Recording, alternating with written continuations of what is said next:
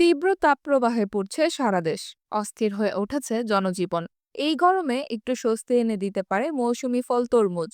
দিনভর এই তীব্র তাপদাহ থেকে বাঁচতে প্রাণ জুড়াতে তরমুজ দিয়ে বানিয়ে ফেলতে পারেন এই তিনটি পানীয়। চলুন জেনে নেওয়া যাক। বান্ডেল থাকলে প্রতি সেনমানিতে টাকা বাঁচবে।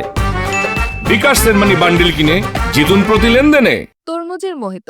অর্ধেক লেবু কুচি কিউব করে কাটা ও বিচি ছড়ানো তরমুজ, পুদিনা পাতা ও প্রয়োজন মতো চিনি একসঙ্গে ভালো করে থেতো করে নিতে হবে।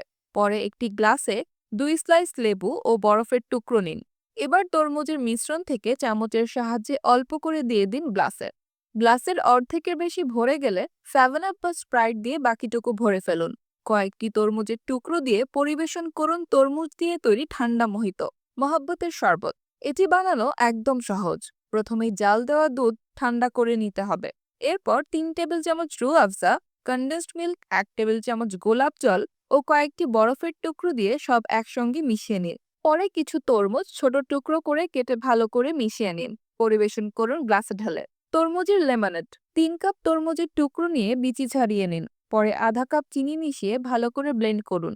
তারপর ছেঁকে নিয়ে আধা কাপ লেবুর রস এবং 1 কাপ ঠান্ডা পানি মিশিয়ে নিন। কয়েকটি পুদিনা পাতার কুচি দিয়ে ভালোভাবে নেড়ে নিন। গ্লাসে বরফ ও লেবুর স্লাইস দিয়ে ঢেলে পরিবেশন করুন তরমুজের ঠান্ডা লেমনেড।